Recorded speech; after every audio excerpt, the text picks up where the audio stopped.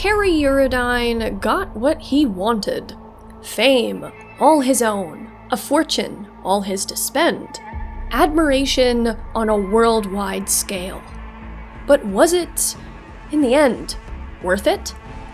Like many stories in Cyberpunk 2077, the answer is complicated. Before researching for this video and replaying Kerry's story, and looking deeper into his romance, I never used to think much of Kerry, but now I can't help but see this appearance-wise shallow rocker boy as one of the more believable characters that V can meet in Night City. Hey yo, it's Liddy, and welcome to Shaped by Stories, where we unpack how characters shape stories and how stories shape us. Let's get into it.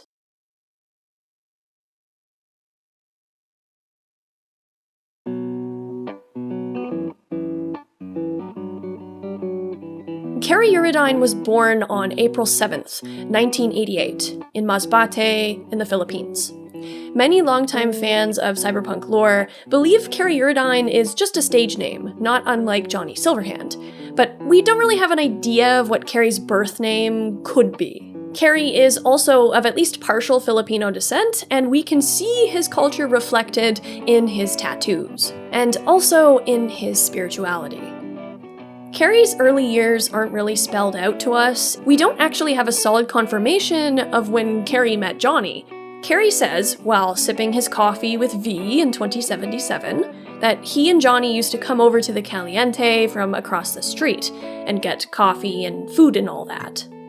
Even Johnny has a shadow of a recollection of this, as he says the Caliente is familiar. Basically, as Kerry says, it was one of the only places they could afford to buy food after spending all their money on instruments. But when you look at what is across the street from the Caliente in 2077, it is the Rancho Coronado High School, which leads me to believe that while Johnny was born in Texas and enlisted with the military at the age of 15, circa 2003, and while Kerry was born in Masbate and moved to Night City at an unspecified time, it's possible that these two met in their preteen years while attending school. But I have to admit that Rancho Coronado High School might not have been in that location in the late 90s, when Johnny and Kerry would have been that age to attend. Maybe another building stood there, maybe they were older. The timeline of Kerry's story is unclear. The other possibility, though, of them being kind of adults sitting in front of the high school it's a choice, for sure. It reminds me of the crackheads that used to camp out in the crappy motel across the street from my high school. Anyway, what we know for certain about Kerry and Johnny's past is that Samurai was formed after Johnny came back from war. Johnny and Kerry wanted to change the world through music, and the two best friends worked themselves to the bone to build up their reputation.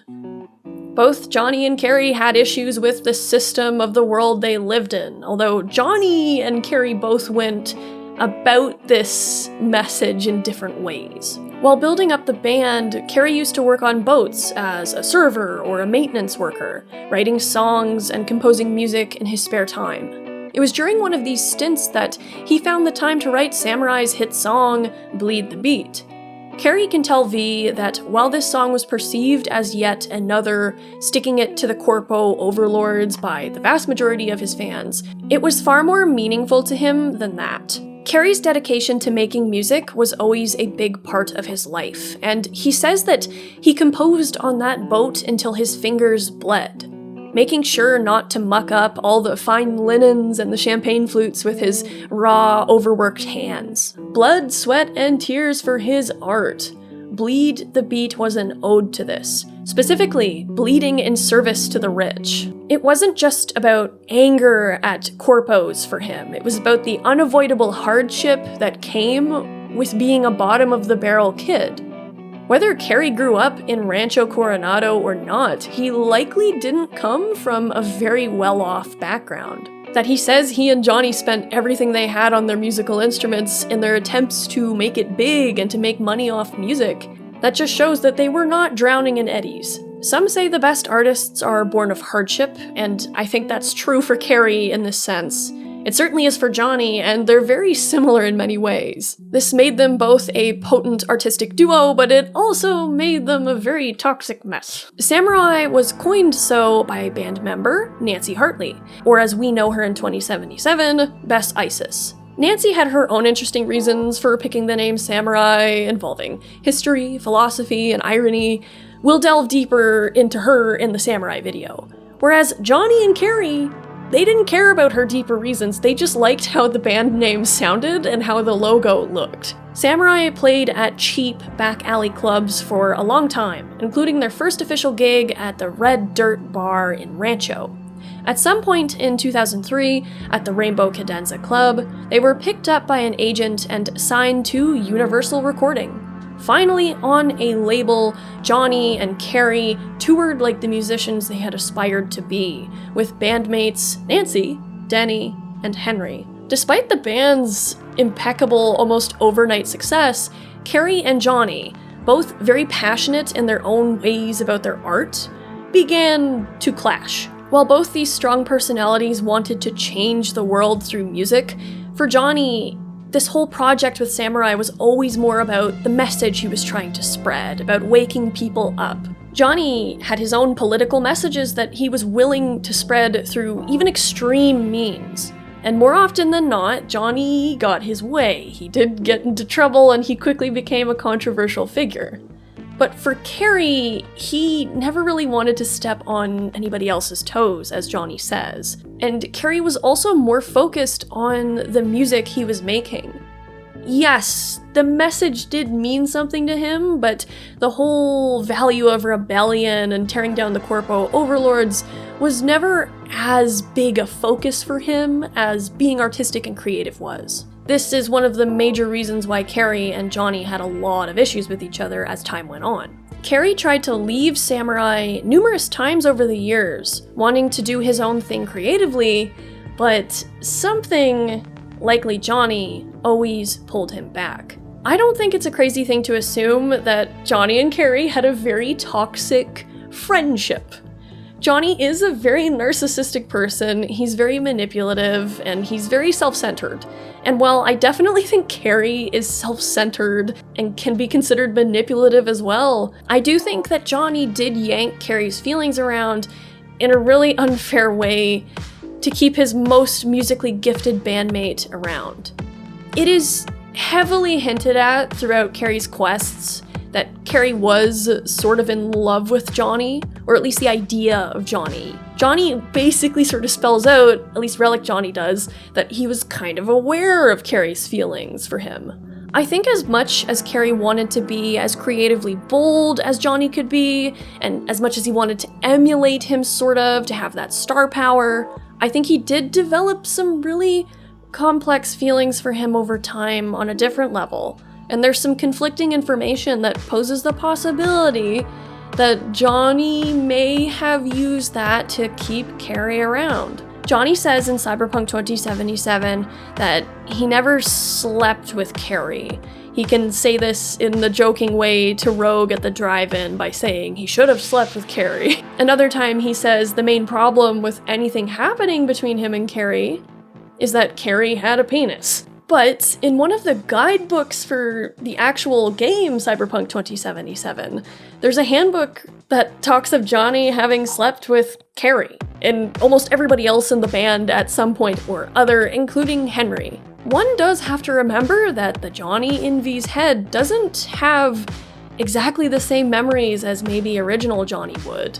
He also doesn't entirely recall the importance of the Caliente, while Kerry recalls his time there with Johnny wistfully. There's a lot of inconsistencies peppered throughout the game when it comes to Johnny's memory, that feel very intentional of the writers, I think, to highlight that Baby Johnny, as I like to call him, is a different personality entirely from original Johnny. The Relic cannot create exact copies, I think. I think it's entirely possible that original Johnny had a more intimate relationship with Kerry than we are told. Not necessarily that Johnny had feelings for Kerry, I don't think he did, but Kerry is canonically bi, so it's not like the source material was ever shy about showing characters, especially men, with a variety of complex sexualities that are otherwise not as common in media today. Either way, even if Relic Johnny is recalling things correctly and nothing at all happened like that between the two, I think Johnny did know about Kerry's feelings,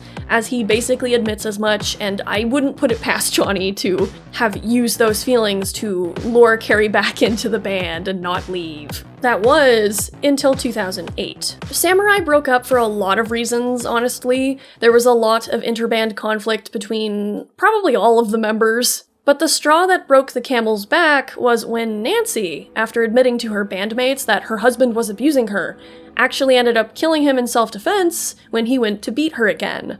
She pushed him out the window of their apartment. Johnny and Kerry, setting their own differences aside to protect Nancy, nearly arrived to deal with her husband themselves, but she just beat them to it. Nancy was then arrested and sentenced to prison for 7 months, and Samurai fell apart without her. Ultimately, it's said that Johnny's departure was what ended Samurai as a whole, which definitely sounds like Johnny stopping Kerry from leaving the band for as long as Johnny wanted the band to exist, but then as soon as Johnny was done and he didn't have any investments in it, he just left. Kerry and Johnny both embarked on solo careers, but for a time it was hard for Kerry to really find his voice after the breakup of Samurai. He'd always felt like he was living in the shadow of Silverhand, and while I do think that could be because, at the time, Johnny was the more polarizing, controversial figure, I think Kerry was also torn between exploring his own identity, as well as almost emulating Johnny's a bit. I think Kerry struggled with the confidence one needs to really explore your own road creatively. This could be something Kerry's always struggled with, but given Johnny's overpowering, domineering nature, it's possible that Johnny would dismiss and put down a lot of Kerry's other ideas, simply because they were maybe different from what Johnny wanted to do. After the breakup, Kerry spent 2 years back home on Masbate, doing some soul-searching and trying to find his footing again until 2010. When Kerry really kicked off his solo career. Johnny and Kerry did still talk despite their past conflicts and despite the band breakup. They actually bought the Grand Illusion Club in Night City around 2012, where they had an open mic night to give undiscovered talent a chance to make themselves known. Johnny and Kerry probably got along a bit better with the space that they had from one another, and they even, on occasion, apparently toured together. So this next part is interesting. From what I could find, those flashbacks we see of Johnny the night Alt was taken by Arasaka, Johnny was actually playing solo at the Hammer, not with Samurai. That's a blip in the memory, apparently. I mean, maybe Johnny was doing a joint show with Kerry, but it's not confirmed. I'm pretty sure all the Samurai band members are there in the flashback we see in the game. And it's also not necessarily accurate that Johnny was performing with Samurai before he left to destroy the towers. That's also up in the air. Johnny's disappearance was very hard on Kerry, given the hot and cold nature of their friendship and the depth of his feelings for Johnny. It probably sucked, too, that Johnny's fate remained a mystery for basically 50 years after the fall of the towers. While Kerry couldn't get Johnny out of his head completely, he did do his best to move on and make a name for himself. He became a household name, and he had countless hits in his biggest years. Many of his songs continued to speak of that anti-corporate sentiment, of criticizing the unfair system they lived in, while still keeping in mind what was popular and trendy in music at the time. You can't ever please everybody, and I have a feeling Kerry was really trying to, and that he was successful and did manage to make money off it.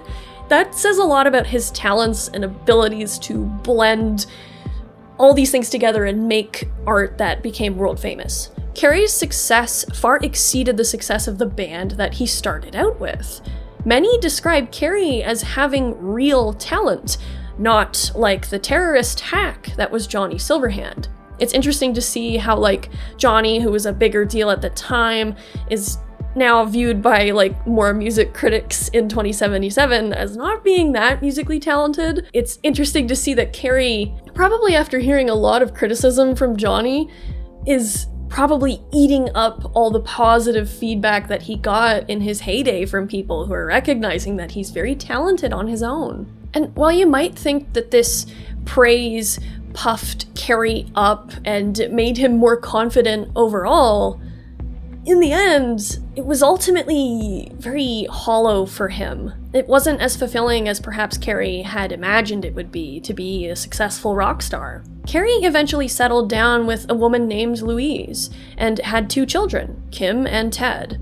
But unlike his music career at the time, this went downhill. Kerry does tend to have a pattern of putting his career first before even a romantic relationship with V. This could be a relatively new thing in his life, but I have a feeling this pattern goes back a long way. Kerry seems like a very lonely guy who struggles to maintain personal relationships. We'll get into that in a bit, but Kerry lost a lot in his divorce, and his relationship with his kids was never the same. So by time we meet Kerry, he is a lone rocker boy, outwardly expressing happiness at the creative freedom his family-free life has given him. But inwardly, quietly, at least I think, he was screaming.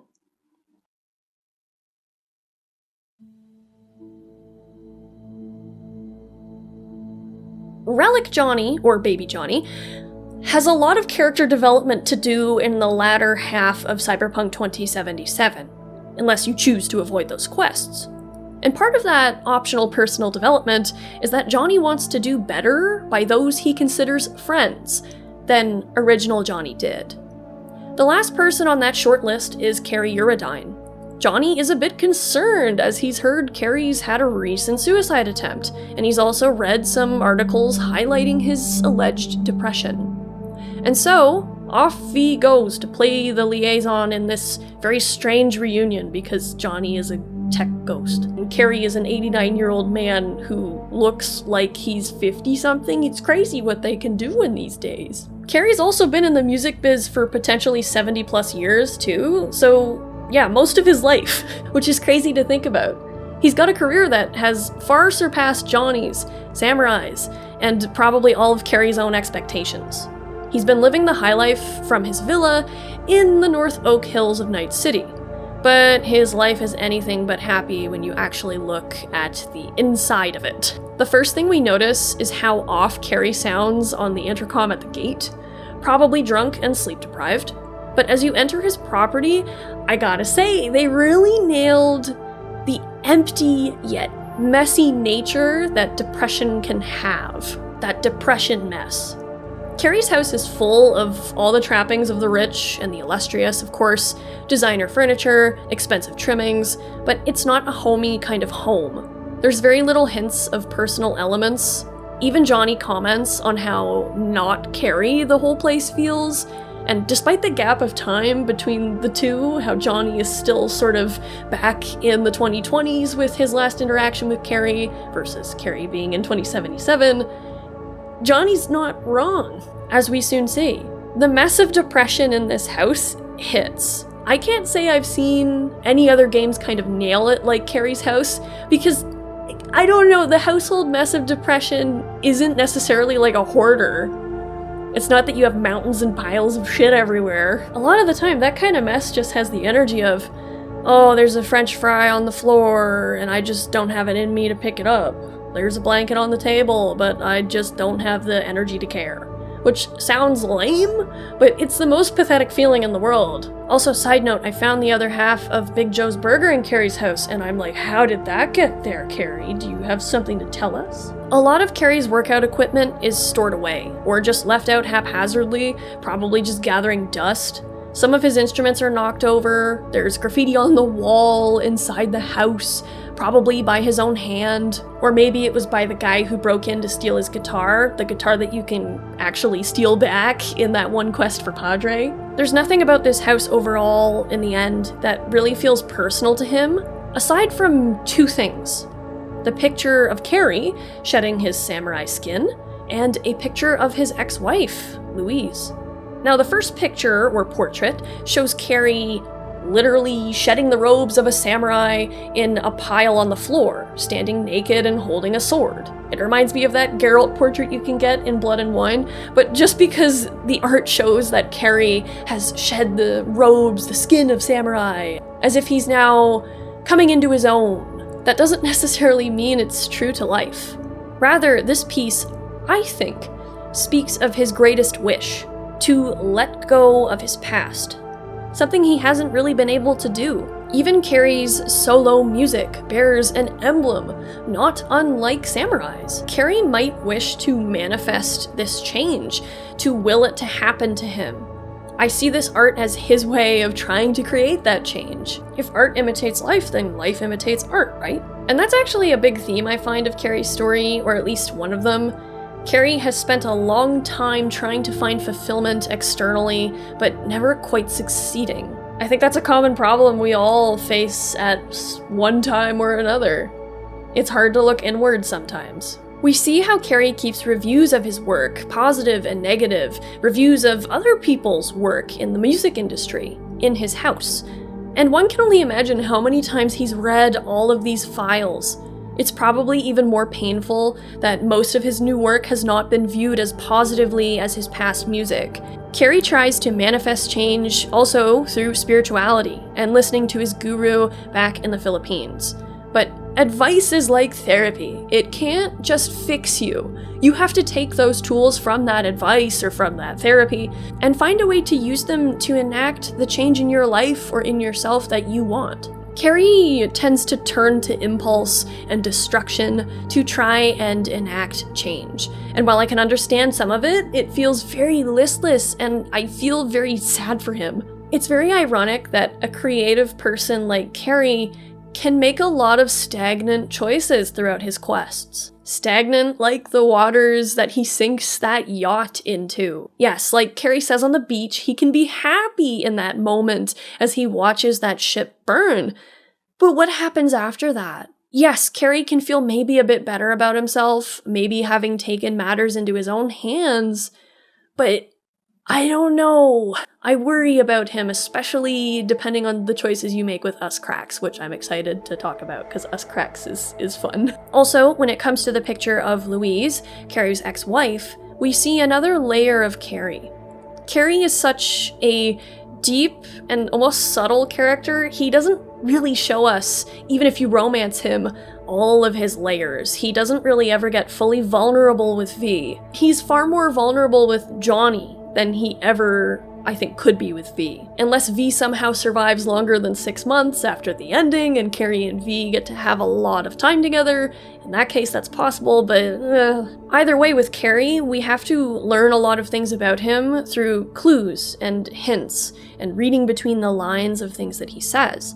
I love doing that.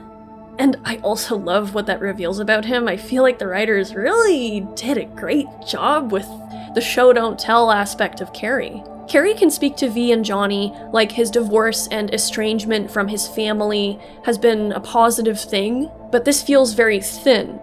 Even to Johnny, I think he's like, Kerry, you're not being entirely truthful here when Kerry's talking like that. Like, Kerry is trying to hold up a nonchalant sort of front, a tough rocker boy image, kinda like Johnny, but Kerry is a lot more outwardly sensitive. I don't think he's nearly as hardened a person as Johnny is, and that's why with Kerry that image doesn't quite suit him.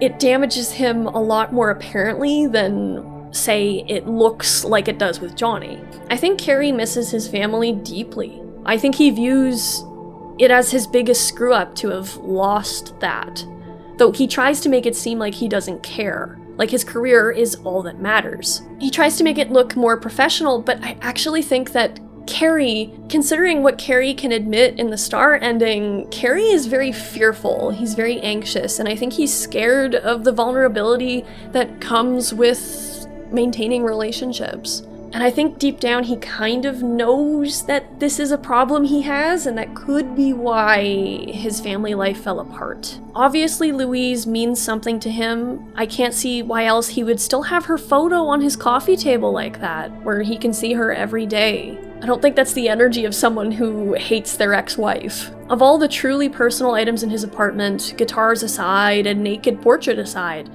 that one of Louise I think says the most. And I think Kerry also feels similarly about Johnny.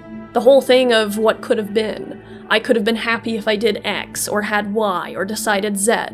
But here Kerry is clearly depressed, in a crisis, despite having everything he once thought would make him happy. The things that ultimately could make him happy are the scariest to take the leap and pursue, and Kerry is a little more scared. I feel so bad for Kerry in this situation because he's an old man who has a lot of regrets, even if he doesn't look like it. Like, just imagine an old man without all that de-aging sitting in a nursing home, 89 years old, thinking how many things he fucked up in his life. Like, that is sad. Kerry at the moment is mired in his regrets, and he doesn't know how to pull himself out of it. When Johnny reveals himself to Kerry through playing that guitar, even if Johnny is wearing a female V's face, Kerry realizes who it is almost immediately.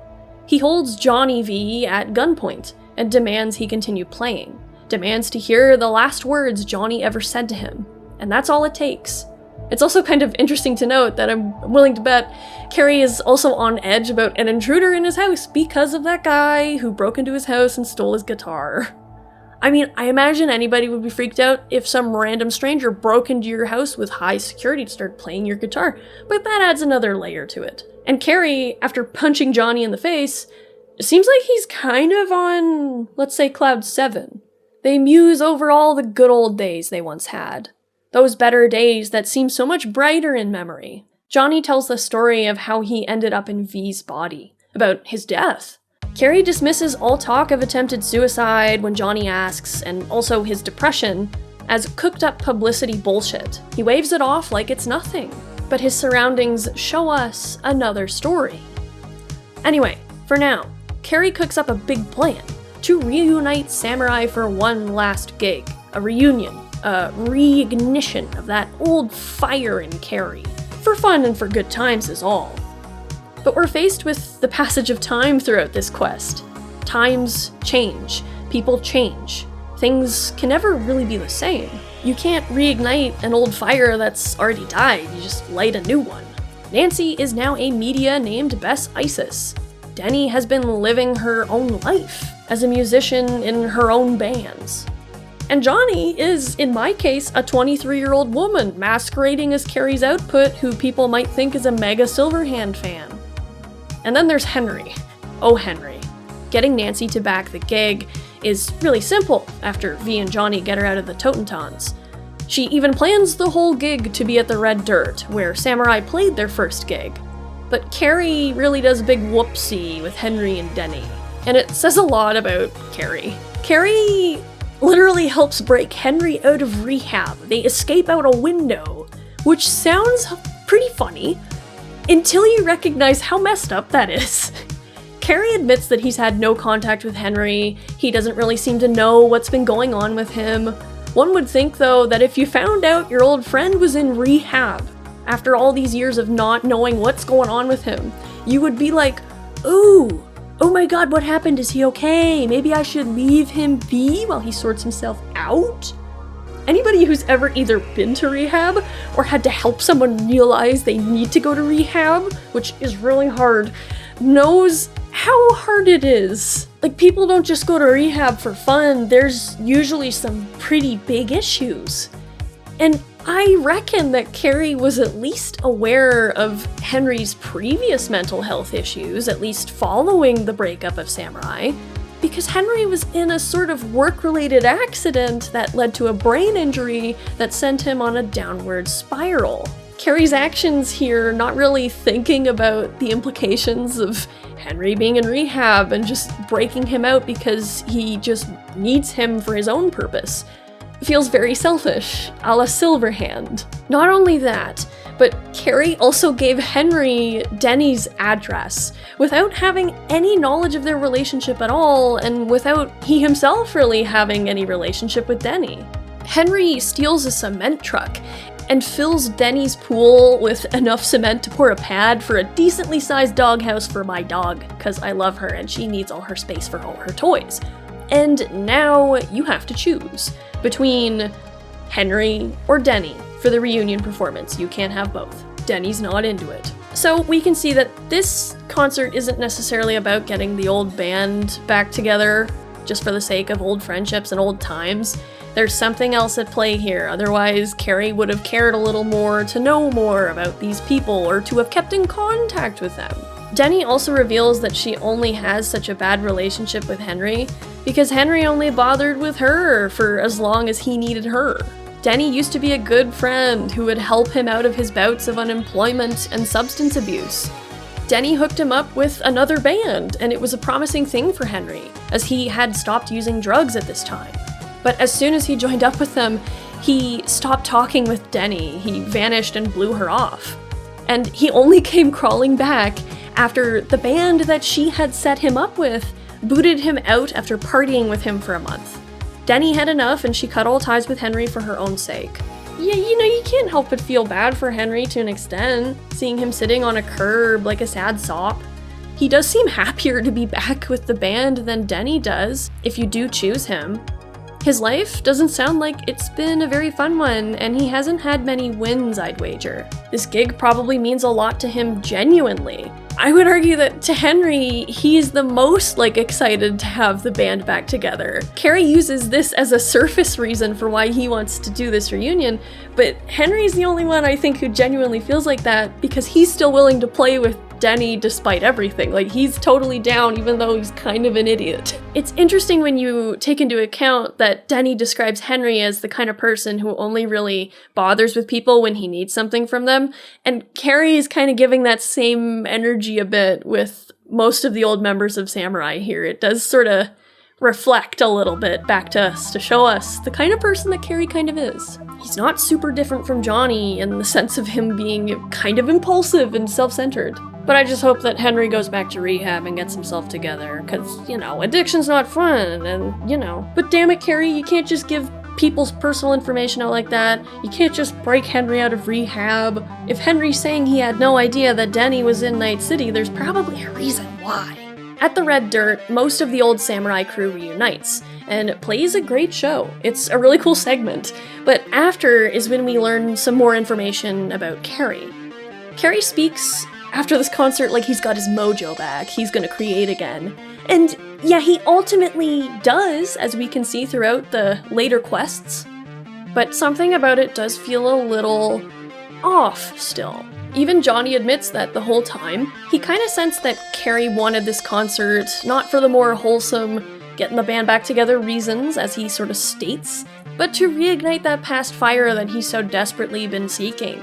As we can find with all the notes and shards in his apartment, Kerry's career has felt creatively dry for some time. And there's a lot of pressure on him, both from his management and from his fans, to deliver more music. But it just hasn't been happening, and I get that. It sucks when you're in a creative drought. Johnny gives him his guitar and says what he says about never playing without him. Because Johnny was ultimately sort of trying to play him into getting back to his old self, sort of. Yes, it's manipulative, but Johnny's intentions are quite different from what we're used to. And it's nice to see that baby Johnny is trying to do something nice for Kerry.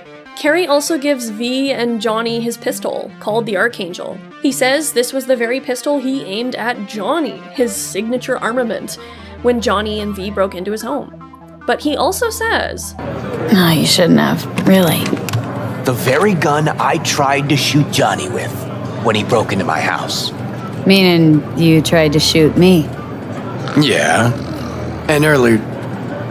And never mind. While he never finishes this line of thought, even in later quests, when you combine this melancholy near admission with how he reacts to V and the suicide ending, no, we never get a direct confirmation that Kerry did try to flatline himself, but I think that he did try, despite his initial denial, to take his own life. His bodyguard managed to stop him just in time. There was someone there to sort of recognize the cry for help a bit, but ultimately that didn't really lead to him getting the help he needed. It just stopped him at that time from ending it all. Kerry's a sensitive, lost guy who's been doing what he thinks Johnny would want him to do, I think. In a lot of ways, he's using Johnny as a unit of measurement in his career, either as a unit to emulate or a unit to surpass. But no matter what he's tried, he's never really felt like he's been able to do either. I think that's why Johnny's words still stick in his mind all these years later. He held Johnny in high esteem, and he's compared himself to him for so many decades. I don't think Kerry feels like he could be nearly as successful by being himself. I think he often feels like a fraud, which is very sad. Kerry makes me sad because it's like, I feel like any creative can relate to feeling like, you're not good enough, or you can't be like that, or, not even creative. Anybody can feel like that. It's not fun. Kerry's been stuck in the past for so long, he's been unable to unshackle himself from his regrets and from these images, these characterizations of the people in his memories. And only through V can Kerry start to move on and live in the present and grow. But yeah, I think Kerry has a lot of what would Johnny do type moments throughout his life, and I kind of worry that in the long term, Johnny's interference could actually harm Kerry's journey to self-expression and happiness. It's entirely possible. Only the sequel or any other appearances could tell us that. Hard to say, but one has to note that Johnny does tend to spread destruction like the flu. We see this happen should we choose the rogue ending at Johnny's insistence. Anyway, time to crack on to Us Cracks. The girls who, I think, could give Kerry a new lease on life.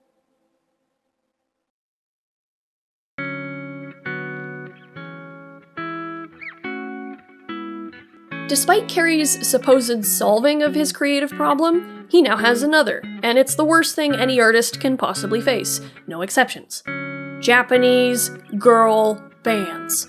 I'm kidding, I love Perfume. Kerry just got wind that the world-famous all-the-rage girl group Us Cracks is covering one of his songs, User-Friendly, which is actually about, ironically enough, the commodification of art, and how this song will just be repackaged like any other despite the contents of its lyrics. Very meta. And Kerry is pissed. At first, it's a little odd that he's so hung up on the girl group. He doesn't fully explain himself until after we blow up their equipment van. The whole idea is to stop their concert from happening so they can't perform the song. Sitting at the Caliente in Rancho Coronado, after evading the police, of whom Kerry is no stranger to, at least according to the police scanner when you cause trouble in Japantown. Apparently Kerry has also dabbled in some tax fraud or tax evasion. Kerry admits that he did leave Samurai, or wanted to leave Samurai, for the reasons Johnny accused him of back in the day. For his own money and his own fame. Or at least, that was a part of it. Kerry doesn't really have a whole lot of shame about that, and fair enough, he owns up to it. But what ultimately really stuck with Kerry was Johnny saying that if he went about this route, he'd just be getting himself stuck on a corpo leash. And that is ultimately what happens to Kerry. Kerry looks at Us Cracks and he sees the bubblegum mold of the corpo machine that churns out a new girl group as soon as the last one fades away, just to make all the money they possibly can before that one fades into obscurity too. And Kerry looks at these girls performing his song without his permission and sees that, doesn't that just make him as much of a corpo commodity? It makes Kerry feel like all those feelings of being a fraud, of being not all that good at what he does, at being a big screw-up despite all his success, about all these things that Johnny said 1,000 years ago, somehow ending up correct. Johnny was right after all these years, once again. It's like a shadow he can't shake. The past is still hanging close behind him, and V can try to help Kerry see that he needs to recognize he has literally decades of creative work and effort under his belt, all his own. Despite Kerry being selfish or manipulative and whatnot, one cannot deny that this man has made himself into a success story to all those who are where he once started. At the bottom of Night City. Especially for musicians who, like Kerry and Johnny, spend all their money on their instruments with barely enough eddies to scrape together to split a burger between them. V tries to sort of pry apart Kerry's insecurities here to make him see that, he's moved mountains, all things considered. Kerry departs feeling a little relieved, even if he can't quite fully come to terms with all the things that V can say to him in this discussion. But Kerry contacts V not long after, angry about the Us Cracks concert that they just delayed rather than canceling, where they will still cover his song. Kerry and V make a way into the concert venue, heading backstage, and the confrontation can go two different ways. One way is that Kerry bursts into the Us Cracks dressing room and threatens the girls like a crazy man, and they file a restraining order against him and just perform his song anyway. It's a sad outcome, and all this will do, I think, is just make Kerry more bitter and stuck in his ways in the long term. He's not gonna really see much change in his life. The other solution is to encourage Kerry to shush and listen to the girls. And the girls reveal that they're just as perplexed and upset to hear about Kerry's displeasure as he is with them performing his song. Us Cracks was led to believe by Kerry's manager, Kovacek, that Kerry consented to the cover. Kerry had no idea about this deal, and he's absolutely pissed to find out his manager went behind his back to give the girls that permission using his name. Us Cracks totally stuns Kerry by standing by him and canceling their tour, refusing to perform the song in protest. They too, despite Kerry's original perception of them as not being real musicians, just commodities, feel the pressure and unfairness that the corpo machine places on them and other musicians and artists like them. They, like Kerry, don't want to be just a commodity, a product to be on the shelf and then removed when their time was up. And it's so sweet, and you get to take a selfie with them, and I love this ending. Kerry and Us Cracks make a whole new song, which they debut at the Dark Matter. Pan Am loves the song, she texts you about it later, and Kerry seems happy. Genuinely happy, for the first time in a long time. Sure, like a begrudging uncle, he still says he doesn't love the girls' music taste, but I think he is accepting that they mean business with what they do. They're serious. Even Johnny admits this about them, and that is something that even this 89-year-old rocker boy could admire. Honestly, I do think Us Cracks and the decision you make in regards to them and how their relationship with Kerry develops is what makes a huge difference between growth or stagnancy for Kerry. No, I don't think Kerry's perfect either way, and it's not a matter of the girls will fix Kerry. No, not at all. I also just love that with Kerry, he's very believable because the character V and even Johnny don't serve like a deus ex machina that magically makes him a hugely better, changed person all of a sudden. With their divine influence as the protagonist character, Kerry still has his problems, he still is a flawed person, even with all the potential growth. But the girls of Us Cracks can help him to try new things. Through opening up to them, Kerry can begin to understand that he's not alone in his concerns for his art. He's not the only artist who has these worries and concerns about his creative identity and his creative abilities. Inspiration and creative energy and overall creative camaraderie often comes from the most unexpected of places. They can help him to really want to grow and change and truly shed that old samurai rocker boy skin into someone more reflective of the kind of creative he wants to be. Otherwise, Kerry does sort of become that old, bitter man, angry and enraged at his lack of control, at his inability to let go of the past, lashing out at a world that only cares about what he can produce, not about himself, and not about his artistry.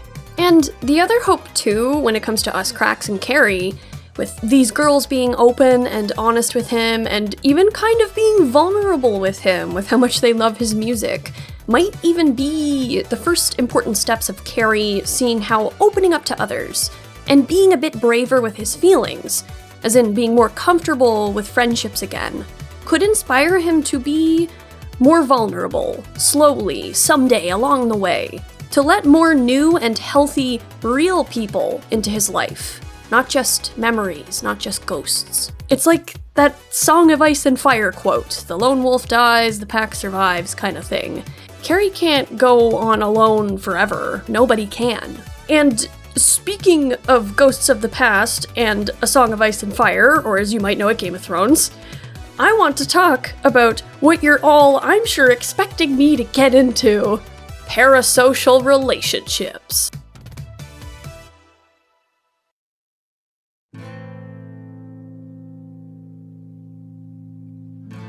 When one thinks of the term parasocial relationships, the first thing to come to mind, to most people, is like a stalker. And yes, unfortunately, that is a very real thing when you're a media-involved person.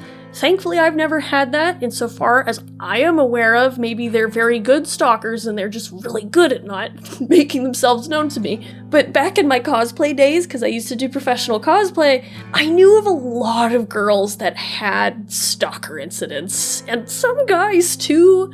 Most people are chill, but all it takes is one crazy person, right? We hear about those cases, arguably the most. But there is a lot more about parasocial relationships that is not commonly spoken of. And parasocial relationships are a huge part of fiction. And there's a lot about parasocial relationships that really kind of explain a lot of Kerry Eurodyne's issues and where he is when we meet him in 2077. Parasocial relationships, in the modern sense, are non-reciprocal socio-emotional connections with, in this instance, media figures such as celebrities or influencers. The term was first established by Donald Horton and Richard Wohl in 1956, although the overall definition has changed with the modern times and the development of entertainment. But by no means is a parasocial relationship a new phenomenon, not at its core. Parasocial relationships are some of our earliest, most important relationships in our lives. Many anthropologists and psychologists are now noting how essential it is for kids to connect to fictional, yes fictional, characters in children's media, because they can help them learn important lessons. Even historically, nursery rhymes and fables were told to help children learn important lessons by the parasocial relationships children can form from the one-way bond with the main characters of these stories. Think Hansel and Gretel, The Little Mermaid, Red Riding Hood.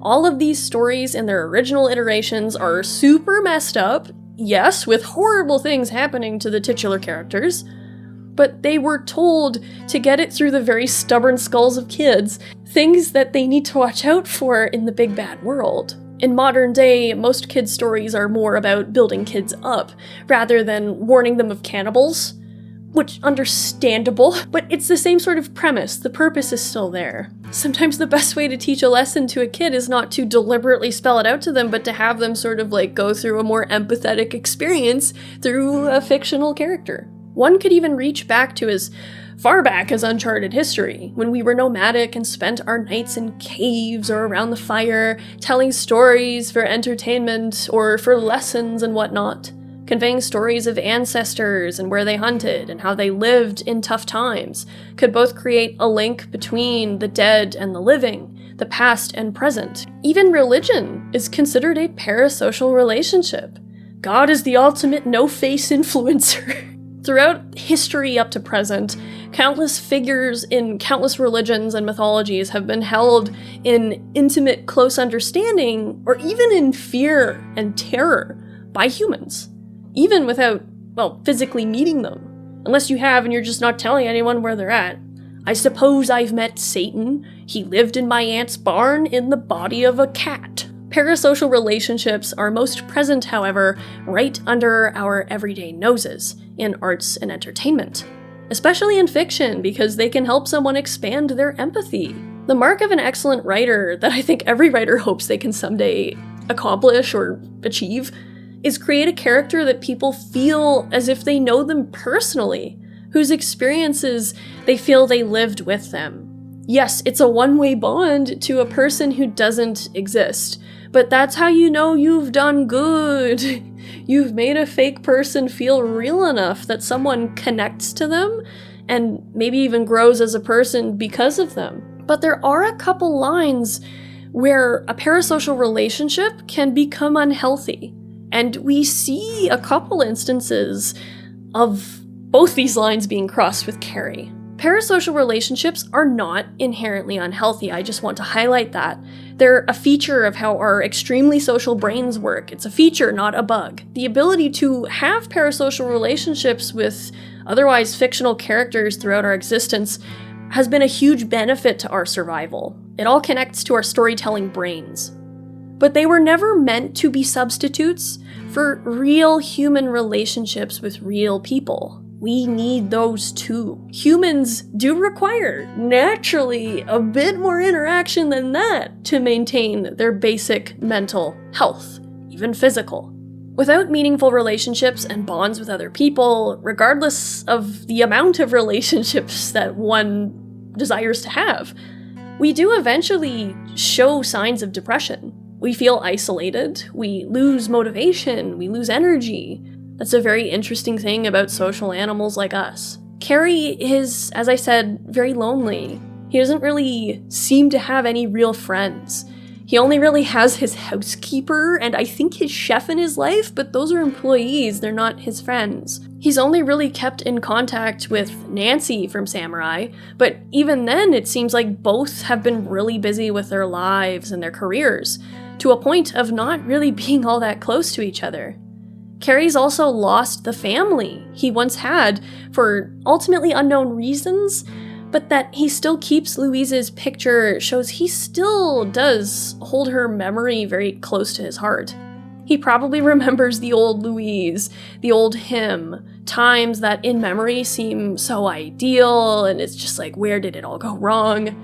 These characters of his memory, of course, are colored by the emotional paint of his past. They keep him company for better or for worse, because somehow it's less painful to hold on to those than to accept that one needs to let them go. And Johnny, the one person Kerry held on to the longest, I think, out of love or admiration, maybe both, his memories of Johnny. The idea of Johnny, a character, all its own, hovered closely to every corner of his life. His relationship with that memory has been a hugely important one. Kerry, I think, did love Johnny a lot, but I think by now Kerry loves the memory of Johnny, the imagined character that he stirs up in his head of Johnny. We really see how important it is, though, for Kerry to let go of that character of Johnny that he's been nursing in his head during his final quest. Keeping this long dead guy's approval in his mind for all these years must have been exhausting. And there's no doubt that it would have morphed with Kerry's own perception of himself. I kinda wonder if it was a rare thing for Kerry to get approval from Johnny anyway. This is just a theory, but it's entirely possible that Johnny had some envy over Kerry's musical potential, in the same way Kerry admired Johnny's independence and his tendency to just do what he wanted. Kerry's impulsiveness throughout his quests might even be a way for him to take on that side of Johnny, thinking that it is a good thing, but it's actually ultimately self-destructive. The other side of an unhealthy parasocial relationship actually is the reverse. This harms Kerry. And it's the sense of entitlement sometimes that can come about from such a thing towards an entertainer. We've all seen it. Relatively demanding comments that are actually quite mean, hurled at some of our favorite entertainers. It's par for the course when you're a public figure who does things in the public eye. It is what it is, one has to accept it, you can't really change it. But I do think of George R.R. Martin, actually. Like, I love a good I'll Eat Winds of Winter if it's out by this date by Glidus and Alt-Shift-X as much as the next person. Fantastic Game of Thrones and A Song of Ice and Fire channels like Quinn the GM, who also talks a lot about John Connington, John Con, who also had an unrequited love towards a man who just wasn't into him. 10 out of 10 would recommend all three of those channels, by the way, for anybody looking to fill that A Song of Ice and Fire void in their heart as they await, hopefully, the Winds of Winter's release, hopefully. On the flip side, like, there's some people out there, it's the internet, this is bound to happen, but there's people who make, like, threats and malicious comments because George R.R. Martin hasn't finished the book yet, and it's like, Jesus Christ, what the fuck? Like, that's crazy. I could never imagine saying some of the things that I've seen people say to anybody in any capacity, even like thinking that, like, oh my god, like, that's bad for your soul too, man. Kerry does apparently have a lot of fans who are growing very restless with him. His record label is pressuring him for results, as that's the machine they've created and maintained all these years. I don't blame the fans who might be flinging rude demands at Kerry. I blame the harmful system that perpetuates the entitlement of battering down an artist emotionally and verbally so that they can produce the cash cow that the corpos and bigwigs and hires up can milk for millions. it's quite disturbing when you break it down. I actually love that social media in our modern day can allow artists and creatives to work directly for themselves without the double crossing of an upper level lording over you that wants their due. That whole thing reminds me of old Hollywood and how the studios would control every aspect of an actor's life and career. Poor Norma Jean, who also went through the same circus. Or as you might know her, Marilyn Monroe. A woman who also had few friends by the end of her life, who also had substance abuse issues, who experienced the loss of her creative energy and motivation, who had a troubled love life, severe depression, terrible anxiety, due in no small part to the pressure of her persona that was ultimately out of her control. The other thing, too, is we see a small microcosm of this type of harmful entitlement and assumption through a one-sided relationship, and how Kerry thinks he knows everything about us cracks 100% and who the girls are, just based on the media persona he's been seeing and interacting with in his head, which then gets blown out of the water when he actually stops to meet the real, actual girls who just wear the us cracks costume. The commodification of entertainers doesn't just damage Kerry's own sense of his art, it hurts him physically,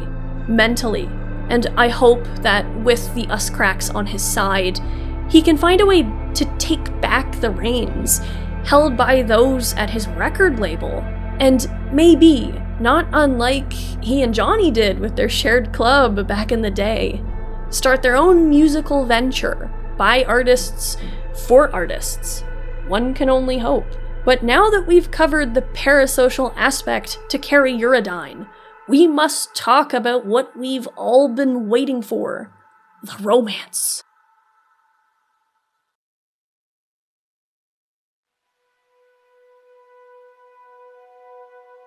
Only a male V can romance Kerry, even though he's canonically bi. But I do think that female V dodges a bullet, but I don't think Kerry's interest in male V is based on who V is, unfortunately. At least not as much as you would hope. If you're romancing Kerry as male V, he asks right before you kiss him, "Is he yet? Does it matter?" And yes, Kerry does say it doesn't matter to him whether or not Johnny's there, but I do think it does play a role in his attraction to V. Johnny actually says as much in a dialogue you can have with him at V's apartment, supposing that Kerry views banging V like he's finally banging Johnny. And while this could just be dismissed as yet another controversial statement by Johnny, I do agree with him. And my reason for kind of thinking he's right is based on how Kerry treats V versus Johnny throughout the questline, and the importance of Johnny in most of Kerry's interactions with V. We see multiple times throughout the Kerry quests how Kerry kind of just leaves V hanging as soon as they come to, after Johnny's left the building. He kind of just flies away after V wakes up, obviously not well when V's in Kerry's house. With Johnny, you know Kerry would be way more concerned. Kerry does this again at the Red Dirt after Johnny leaves and then V comes back once again. Not feeling great, but Kerry just kind of screws off, even after V is technically the one who did most of the running around to get Nancy and all that. Even Johnny notes this. Every other romance partner in the game has some noticeable concern for V, whether it's due to a dangerous situation or because of the relic malfunctioning. Kerry at most kind of shows some concern, but it doesn't feel like he really sees V as more than Johnny's host, and eventually a casual friend. In Kerry's last quest, he brings you along to blow up his manager, Kovacek's, yacht, the Samurai. Kerry tells you of his guru and what he's taught Kerry about cycles, circles of life. The end of one cycle is the start of something new, and the conversation feels hopeful. Kerry's playing music again. He remembers that big samurai hit he wrote on his stint working on that boat, and he feels like a new cycle is starting for him on another boat. It's full circle. He feels that buzz of creativity again, and it's nice to see Kerry looking happy, satisfied with his art again. Here, Kerry admits that if he could rip Johnny out of his head, he would. He really wants to. And I think if you did cooperate with us cracks, Kerry will be able to do this. No, I don't think he does that in the course of his quests with V, but I think the door he's opened because of being encouraged to become friends with these girls will help him to move forward and to build healthier relationships, to change how he sees himself and his music. But if you don't encourage that relationship, if you don't encourage Kerry to grow, I don't know if he will ultimately succeed at letting Johnny in the past go. His talk of cycles is basically, I think, either a true fresh beginning for him, rising from the ashes of Samurai, or the Samurai if we're getting technical, and truly starting the long and difficult process of moving on. Or it's a hint of how cycles just repeat. Kerry may be happy for a time, creating again, until once again he falls into the slump of depression he was in. Lonely, overworked, and lost. The Phantom Liberty ending, though it's the same no matter what choices you make, I believe, with us cracks, you could sort of see maybe, like, Kerry might be doing good in this moment, but I think the choice you make in the us cracks quest could factor into where he goes after he comes down from his touring high. Kerry may be happy for a time, creating again, until once more he falls into the slump of depression that he was in. Lonely, overworked, and lost. And this time there won't be Johnny's ghost to break into his house and save him, so to speak. In that case, Kerry is embracing the self-destruction that comes with impulsivity, plunging deeper into a sense of chaos that brings him closer somehow to the bedazzled memory of a man who he felt he could never exceed. When it comes to Kerry's ensuing romance, I'm just gonna apologize in advance to the Kerry romancers. I like Kerry as a character. I think he's very well written, especially when you consider the short amount of time we really have to get to know him. But he's the only romance option, I think, that doesn't truly, wholly love V. From a writing perspective, I really like how they executed it, but it's sad and unfortunate. I don't think Kerry can love V, not yet. I think he still has a long road ahead of growth and moving on from the past before he can really open up to someone else. He also just tells V that he likes them, not loves them insofar as I could find. At most, I find Kerry's affectionate with V flirty, but he never really seems to show his deeper self all that much. Like, I feel like he would have shown a deeper, more vulnerable side to Johnny. That's the thing. I think Kerry regretted not ever opening up to Johnny maybe in the way he wanted to. Kerry is never as vulnerable with V as the other romance options are. In the star ending, Kerry admits, after a lot of prodding, that he's breaking up with V and choosing to stay in Night City because he's scared of losing V and having to return to Night City alone. Kerry blames Night City for their breakup, which, sure, it's a rough place, but he can't, at this point, take responsibility for what the real issue is, I think, between the two. Kerry is running on fear. It's holding him back from what could bring him true happiness. Which, in turn, makes me think his affection for V, or love, if it did get to the point of being called love, never exceeded his own worries and concerns about himself, his own fears and anxieties. It wouldn't have worked out in the long term, I think, and as much as that breakup sucks in the star ending, I think Kerry is doing the right thing. He's doing V a favor in the long run. Kerry is more willing to focus on his career, on something external like that, something he knows how to do after 70 plus years of doing it, than to focus on building something new and ultimately very valuable with V.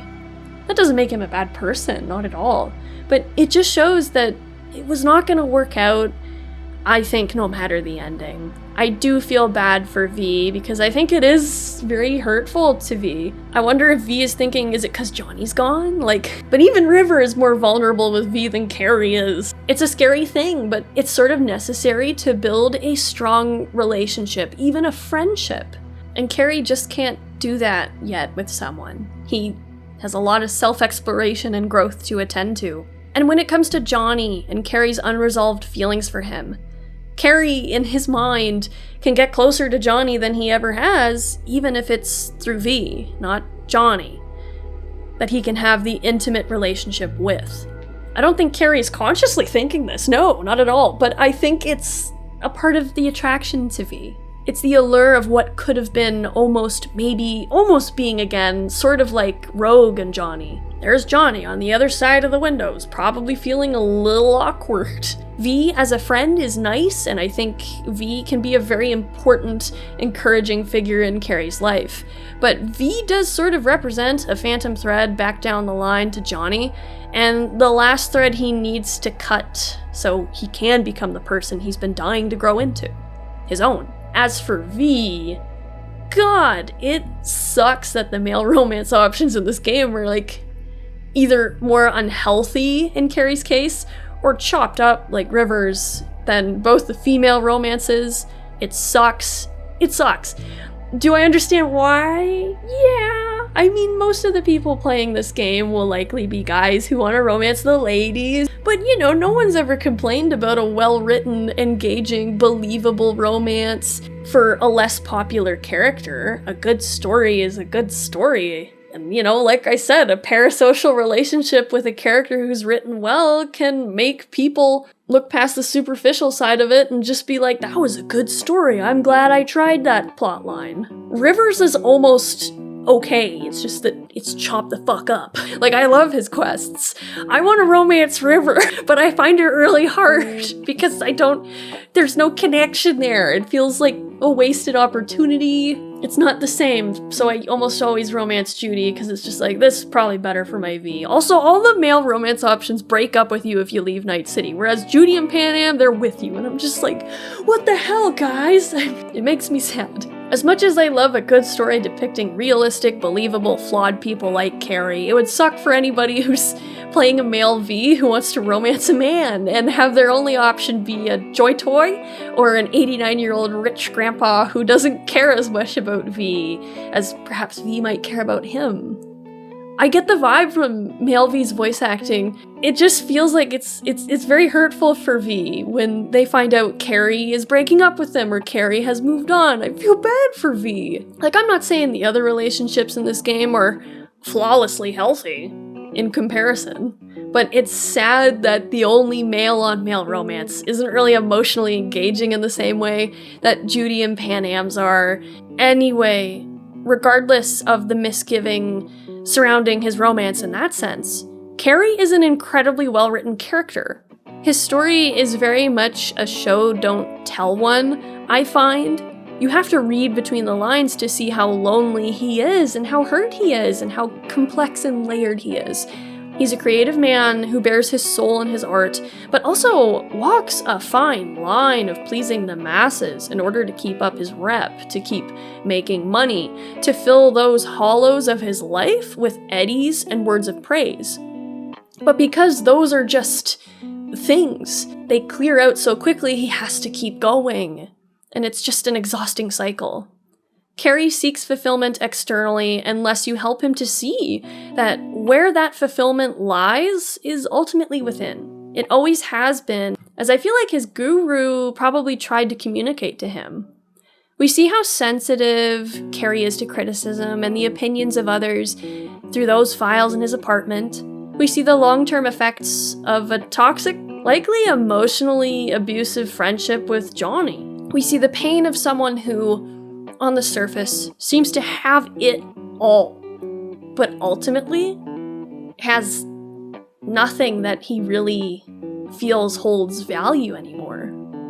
And in the suicide ending, we see a man who understands the depths one has to be at to make that final decision that V does. Kerry is angry at V, but in a way that feels different to other characters in that ending, like Pan Am. Kerry is angry because he was in that same position not long before V came into his life and helped him, hopefully, find his footing again, away from that very dark place. Kerry also had his bodyguard there to stop him in the moment, and V to carry him forward from that point. So Kerry is angry because he intimately understands how wasteful and devastating that decision that V makes is, of taking their own life. Kerry is probably thinking about his own decision and feeling all these terrible feelings of like, so this is what is on the other end of when you make a decision like that. This is the pain that the people left behind feel. And he understands both now. There's anger and grief and sadness. And I think Kerry does feel extremely terrible that when it came to V making that decision, there was no bodyguard there to stop V. Kerry wasn't there to stop it, no one was. The difference one person can make is astounding. But perhaps the most sobering, bittersweet ending for Kerry is the Phantom Liberty ending. And while it does suck that Kerry, if you romanced him, has clearly moved on with his life, this does show that Kerry has grown from his past somewhat, even if it's just his past with V in those 2 years. Which is painful, especially if you romanced him, because he doesn't really seem to have a huge emotional reaction, even if you were romancing him. He's really let V go, but he's more than happy to send you eddies. But I mean, eddies are no object to him, so it makes the gesture a touch hollow. Like, on one end, this is Kerry having grown into being more comfortable just being who he is, which, you know, I think is a really good thing for him. But at the same time, Kerry shows us who he is. And you know what they say, when someone shows you who they are, you gotta believe them. And I think Kerry was always this person inside. It just might not have been as clear to a V who romances him before. That is why I think Kerry is a good friend for V to keep at arm's length kind of deal. Kerry is still self-absorbed, yes, and his career is important to him above all. Sorry, V. That doesn't ever really change, I think. But Kerry's story is definitely one of my favorites in terms of just how believable he is. Yes, indeed, they nailed the parasocial aspect of him. In that sense, I think. I love how they depicted him as an artist, as a character you really gotta look deeper at to see all there is about him. Even though Kerry appears at the end of the game, or around that point, Kerry Eurodyne's questline is still quite fun. And while he's definitely, in my opinion, not a great choice for V as a lover, unless you're all in it for the casual sugar daddy air of it, I will always appreciate how well CDPR portrayed his multifaceted struggles as a successful artist, as an astronomically rich guy, and how all that glitters is not, in fact, gold. Thank you for watching the long-awaited Kerry Eurodyne video. I am glad that I went and did this, because I've only played Kerry's story one time before this, and I zoomed through the quest. I didn't really note too much. I got the bad Us Cracks ending because I was rushing through it. I can't remember why. I was just playing the game. Yeah, it was nice to get the nice Us Cracks ending because Us Cracks is so cute. They're lovely. I have now covered all the love interests in the game, including Meredith. I still stand by the fact Meredith was meant to be the corpo love interest. Thank you so much to my members.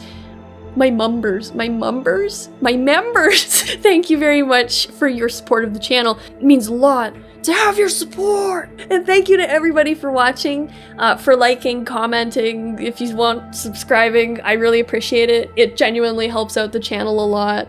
And I will see you again in that next one. Goodbye.